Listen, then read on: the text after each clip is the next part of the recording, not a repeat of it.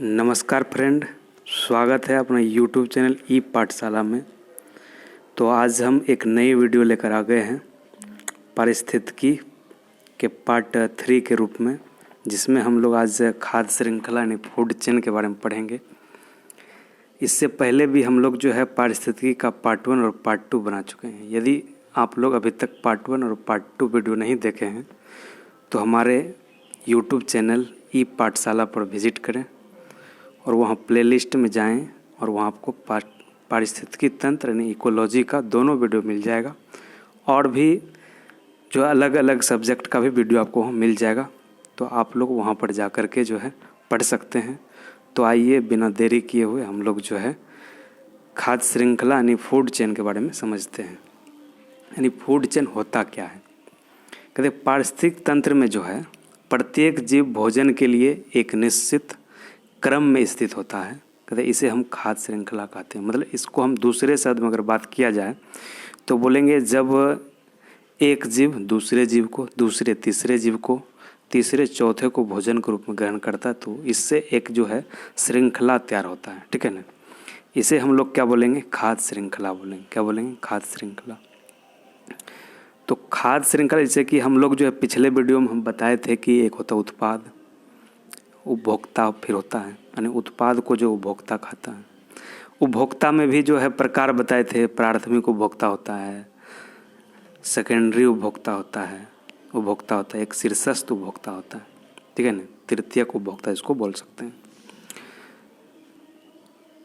ठीक है ना? उसी क्रम में जब खाद्य श्रृंखला तो आप लोग समझ चुके हैं। तो आइए खाद्य श्रृंखला के जैसे कि एग्जाम्पल अगर बात किया, जैसे कि उत्पाद को कोई जो प्राथमिक उपभोक्ता खाएगा, उसके बाद उसको द्वितीयक उपभोक्ता, द्वितीयक को तृतीयक खाएगा, तो इससे जो है एक श्रृंखला बन रहा है। इसी को हम लोग क्या बोलेंगे? खाद्य श्रृंखला बोलेंगे। जैसे अगर एग्जाम्पल की बात किया जाए, जैसे घास को जो है बकरी खाएगी, बकरी को भेड़, भेड़ को शेर खा जाएगा।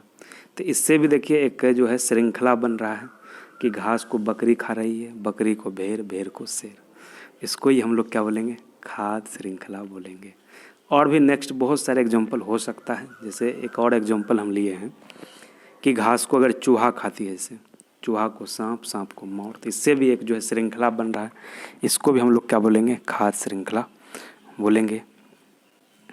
तो खाद्य श्रृंखला का भी जो प्रकार होता है, ठीक है ना, यानी खाद्य श्रृंखला मुख्यतः जो 3 प्रकार का होता है। अगर ऑब्जेक्टिव क्वेश्चन बहुत बार आता है कि खाद्य श्रृंखला कितने प्रकार का होता है, तो बोलेंगे खाद्य श्रृंखला जो मुख्यतः 3 प्रकार से होता है। एक हो गया चरण खाद्य श्रृंखला, ठीक है ना, यानी चारण खाद्य श्रृंखला, क्या हो गया? चारण खाद्य श्रृंखला। एक हो गया परजीवी खाद्य श्रृंखला, एक हो गया मृतोपजीवी खाद्य श्रृंखला। तो आइए हम बारी बारी से जो है तीनों को हम लोग जो है पूरा डिटेल से पढ़ेंगे कि चारण खाद्य श्रृंखला क्या होता है, परजीवी खाद्य श्रृंखला क्या होता है, मृतोपजीवी खाद्य श्रृंखला क्या होता है। तो सबसे पहले हम लोग जो है बात करेंगे चारण खाद्य श्रृंखला का। ठीक है ना?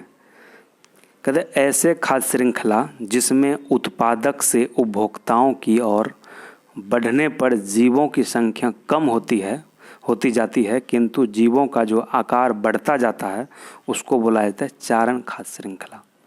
यानी कहने का मतलब क्या बोले?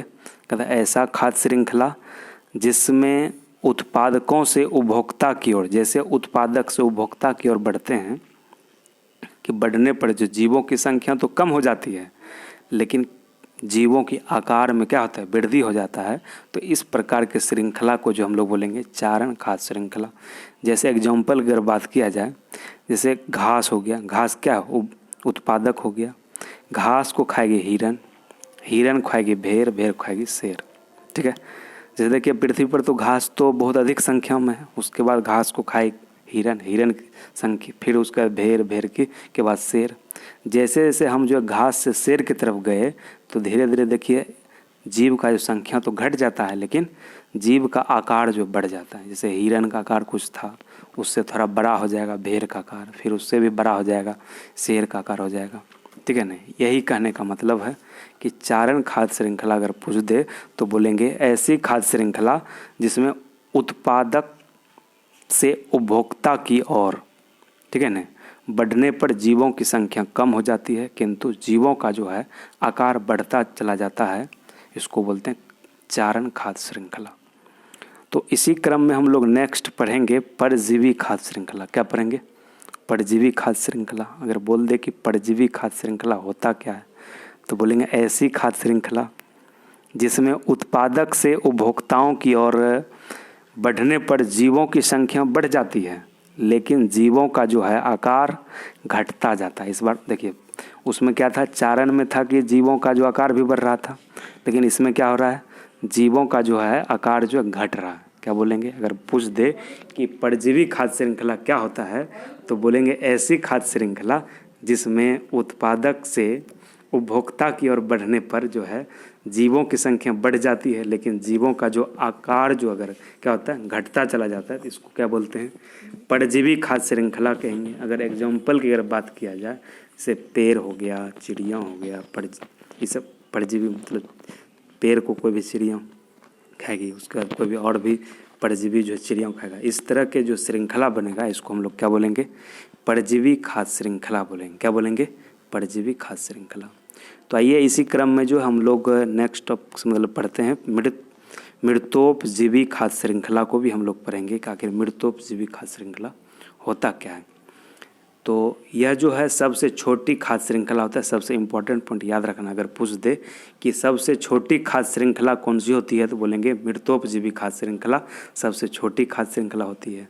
अगर पूछ दे कि मृतोपजीवी खाद्य श्रृंखला होता क्या है, तो बोलेंगे मृतोपजीवी खाद्य श्रृंखला यह बताती है कि पारिस्थितिकी तंत्र में जो है उत्पादकों एवं अपघटकों का होना अनिवार्य है, लेकिन उपभोक्ताओं का होना अनिवार्य नहीं है। इसका कहने का मतलब ये है कि उत्पादक का तो एवं अपघटक का होना अनिवार्य है, लेकिन उपभोक्ता का होना अनिवार्य नहीं है।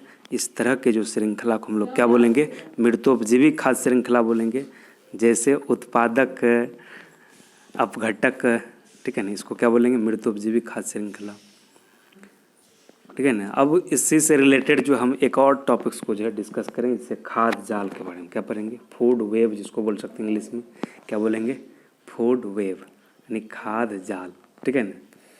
कहते हैं दो या दो से अधिक खाद्य श्रृंखलाएं मिलकर जो है खाद्य जाल का निर्माण करता है। जब जैसे अभी हम लोग पिछले स्लाइड में जो है पढ़ रहे थे कि खाद्य श्रृंखला के बारे में, जब बहुत सारे खाद्य श्रृंखला को एक साथ हम ऐड कर देते हैं तो उसको क्या बोला जाता है? खाद्य जाल बोला जाता है। क्या बोला जाता है?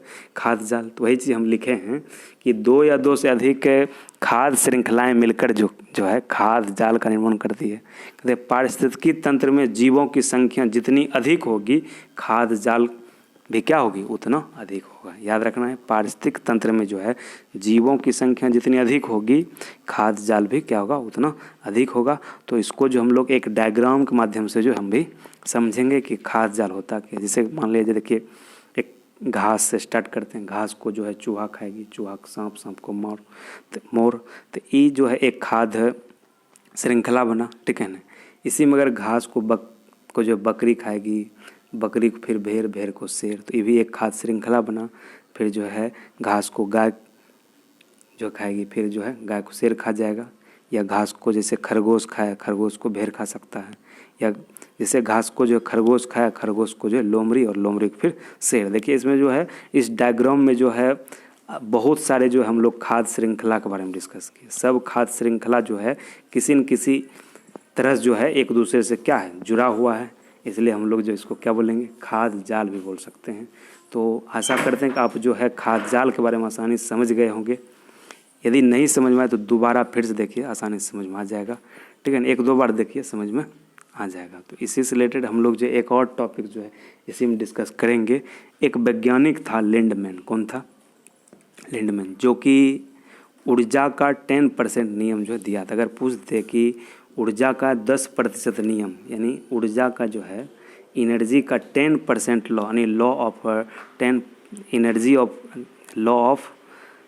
10% इन एनर्जी का जो अगर नियम कौन दिया था, तो बोलेंगे लिंडमैन दिया था। यानी लिंडमैन नामक एक वैज्ञानिक था जो कि ऊर्जा का 10% नियम जो है दिया था। अगर पढ़ेंगे कि ऊर्जा का जो 10% नियम होता क्या है, कहते हैं लिंडमैन के अनुसार जो है एक पोषक स्तर से दूसरे पोषक स्तर में जो है केवल 10% ऊर्जा ही स्थानांतरण होता है, शेष 90% ऊर्जा क्या होता है, खर्च हो जाता है।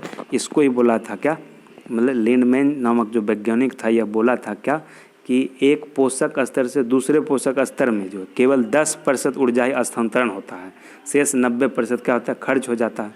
जैसे मान लो हम लोग जो है कभी हरा साग सब्जी खाते हैं, अगर उसमें 100% अगर ऊर्जा है तो उसका जो है केवल 10% ऊर्जा ही हम लोग को मिलेगा, ठीक है, 90% जो क्या हो जाएगा, खर्च हो जाएगा। इस तरह के ही नियम को जो है बोला गया क्या, लिंडमैन का जो है 10% ऊर्जा नियम, इसी को बोला जाता है, ठीक है ना। जैसे मान लो कोई मीट मछली खाता है, मान लो कोई जीव जो है शेर बकरी खा गया, तो बकरी के अंदर तो मतलब 100% ऊर्जा था, लेकिन शेर को मिलेगा कितना, 10% ही मिलेगा। तो इसी को बोला गया क्या, 10% ऊर्जा का नियम। कहते इस नियम के अनुसार जो उत्पादक ऊर्जा के दृष्टि से धीमी होती है, कहते जबकि उपभोक्ता ऊर्जा की दृष्टि से कमज़ोर हो जाता है। ई पॉइंट को भी हम लोग जो है याद रखेंगे। तो इसको जो है एक डायग्राम के माध्यम से समझते हैं कि 10% नियम होता क्या है। उसके बाद जो है आज के वीडियो को यहीं तक जो है एंड करेंगे। तो डायग्राम के माध्यम से एक बार समझ लेते हैं। जैसे मान लिया जाए उत्पादक है, यहाँ क्या है, उत्पादक है। उत्पादक में अगर मान लिया जाए 10,000 कैलोरी जो है उसमें ऊर्जा है, क्या है, 10,000 कैलोरी ऊर्जा है। उस जब उत्पादक को जो प्राथमिक उपभोक्ता खाएगी तो उसको जो है इसमें यानी उसका जो केवल 10% भाग है जो उसको ऊर्जा मिल पाएगा। मतलब 10,000 का अगर 10% हम लोग निकालेंगे तो 1,000 निकलेगा, 1,000 किलो कैलोरी। तो 1,000 किलो कैलोरी ही उसको ऊर्जा मिल पाएगा, किसको, प्राथमिक उपभोक्ता। अगर उसी को जो है जब द्वितीयक उपभोक्ता अगर भोजन के रूप में ग्रहण करता है तो उसका यानी 1000 जो बचा हुआ है इसका क्या 10% ही मिलेगा, मतलब 100 कैलोरी ही मिल पाएगा। फिर अगर इसको तृतीयक उपभोक्ता अगर भोजन के रूप में ग्रहण करता है इसको भी जो है 10% मिलेगा, यानी 100 का 10% मतलब 10% कैलोरी मिलेगा। तो इसी तरह से क्या होता है, मतलब जो उत्पादक है, उत्पादक का जो है 10% ऊर्जा ही जो है किसी भी उपभोक्ता को मिल पाता है। इसी को बोला जाता है क्या, ऊर्जा का 10% नियम। और यह नियम दिया कौन था, तो लिंडमैन नामक एक वैज्ञानिक दिया था। तो आशा करते हैं कि यह वीडियो आपको जो है बहुत अच्छा लगा होगा। यदि वीडियो अच्छा लगता है तो अपने अधिक से अधिक दोस्तों के साथ शेयर करें ताकि और भी लोगों का जो भला हो सके। हाँ, यदि आप इस चैनल पर अगर पहली बार विज़िट कर रहे हैं तो आप वीडियो के नीचे में एक रेड कलर का सब्सक्राइब का बटन होगा, उसको जब आप दबा दें और उसके बगल में जो है एक घंटा आएगा उसको भी दबा दें ताकि भविष्य में आने वाले हमारे सभी वीडियो का नोटिफिकेशन आप तक जो है आसानी से मिल पाए और हमारे द्वारा बनाए गए वीडियो एक भी आप मिस ना कर पाएँ। इसीलिए ये आपके लिए ही है। तो ठीक है मित्र, आज के लिए इतना ही। जय हिंद, जय भारत।